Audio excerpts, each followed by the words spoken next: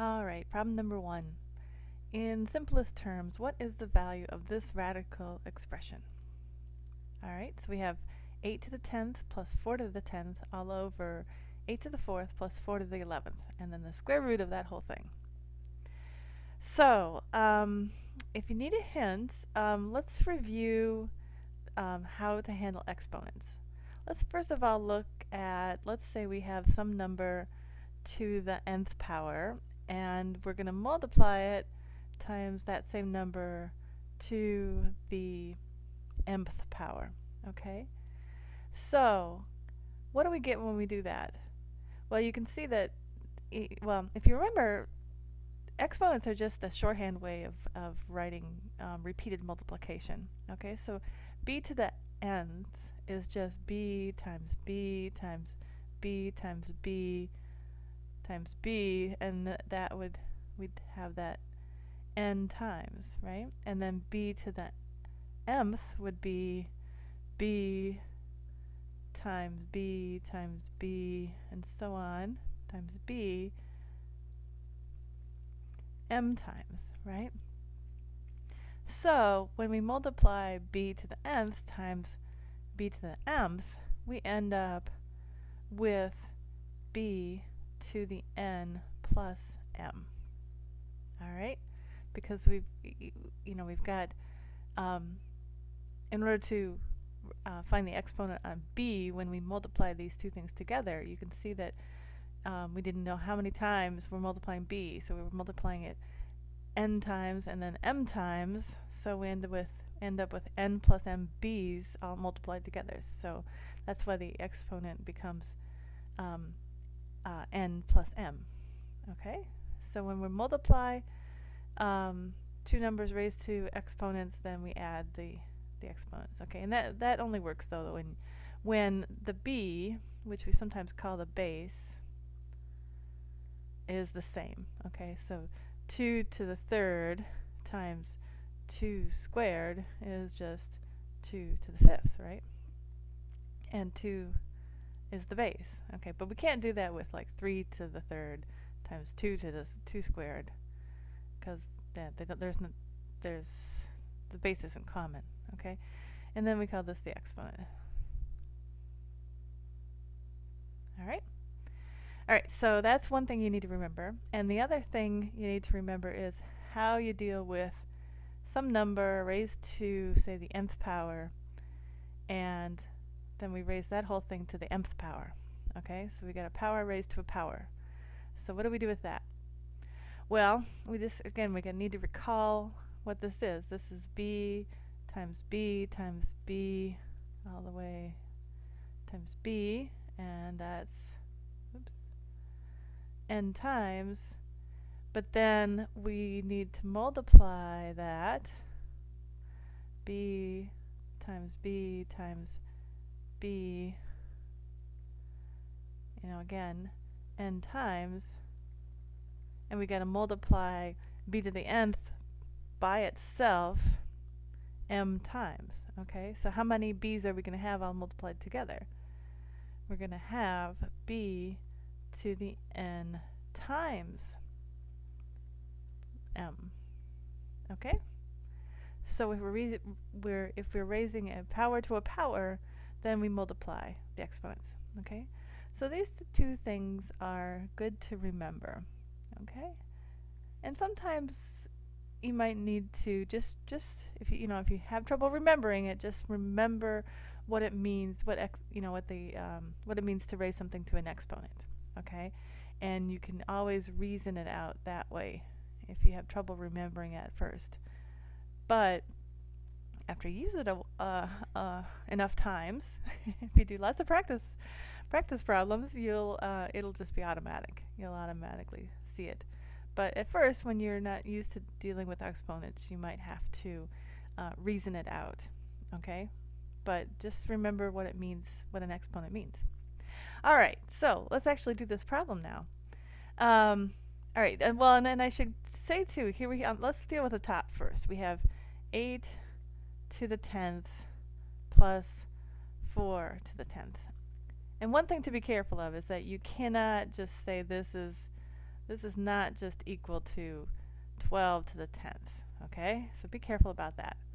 All right, because you could see what, if you could take an example like 8 squared plus 4 squared, okay, that's what, 64 plus 16, but that's not equal to 12 squared, which is 144, right? So you can see that this will be what, 80, and that's not equal to 144, okay? So be careful about that. Don't just take these powers and use some sort of faulty faulty arithmetic here. So what we need to do here is factor this.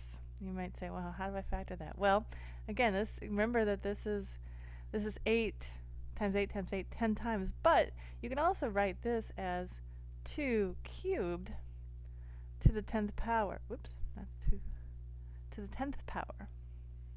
All right?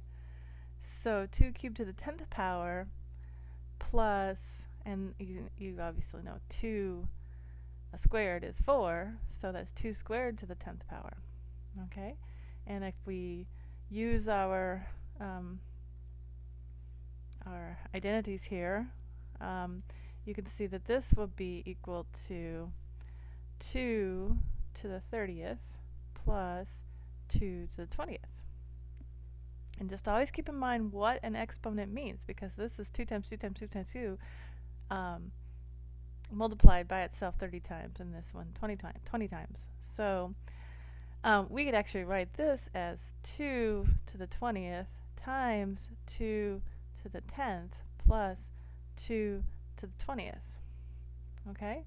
And now you can see we have a common factor of 2 to the 20th, so we can actually write this as 2 to the 20th times 2 to the 10th plus 1.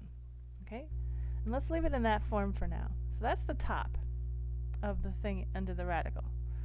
Alright, let's deal with the bottom. And we can deal with the bottom in the same way, right? We can write, this is 8 to the 4th plus 4 to the 11th. And we could write that as 2 cubed to the 4th power plus 2 squared to the 11th power. Alright? And that will give us, what, 2 to the 12th plus 2 to the 22nd. Alright? And let's factor this. This will be 2 to the 12th, and this will be 2 to the 12th times 2 to the 10th, right? So then we can write that as 2 to the 12th. I think I made a mistake here. I can see I put a 1 in here that doesn't belong. Oops, there we go. 2 to the 12th times 1 plus 2 to the 10th. Okay, so that's the bottom. Now let's just write this back and underneath the radical and simplify. Okay, so the top was 2 to the 20th times 2 to the 10th plus 1 over 2 to the 12th times 1 plus 2 to the 10th. Okay, and we need a square root around it. And you can see that 2 to the 10th plus 1 is the same as 1 plus 2 to the 10th. So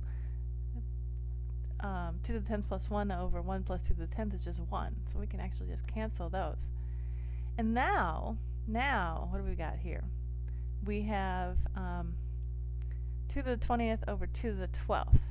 Okay, I guess there's another identity that I didn't write here with exponents, but you can reason this out as well. If you have, let's see, where should I write this? If you have a base to a power over a base to the power, that same base to another power, what is that? That's equal to b times b times b times b, right? N times, right? N times.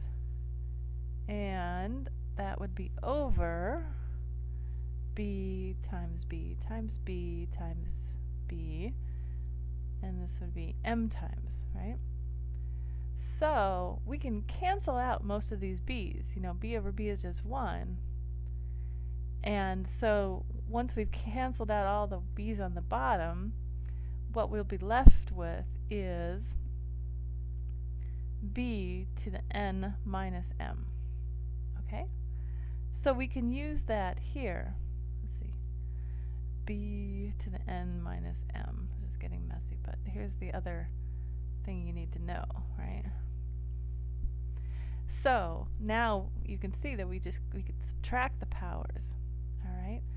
So we end up with 2 to the 20 minus 12, which is 8.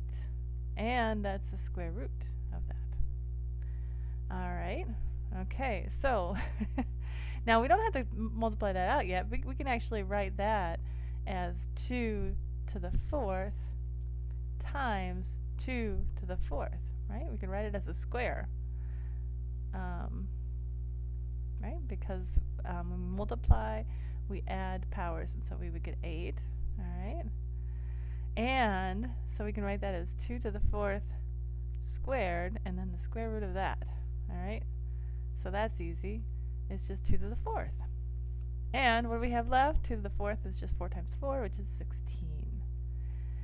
Phew! Alright. A lot of manipulation there, but it's not so bad. It's just, you just need to remember how to deal with exponents. When you multiply a base to an exponent times a base to another exponent, we can add. Alright, we can add the exponents. If we take an exponent to an exponent, then we can multiply the exponents. And when we take an exponent over an exponent with the same base, then we can subtract the exponents. Okay? And they work both ways. You know, they work if we can break this up into, if we have a b to n plus m, then we can break it up and factor it, just like we did down here, where we saw that we can break up to 30 into 20 plus 10, and so we can actually factor it. So you can actually work backwards or forwards. Okay? So that's your answer, 16.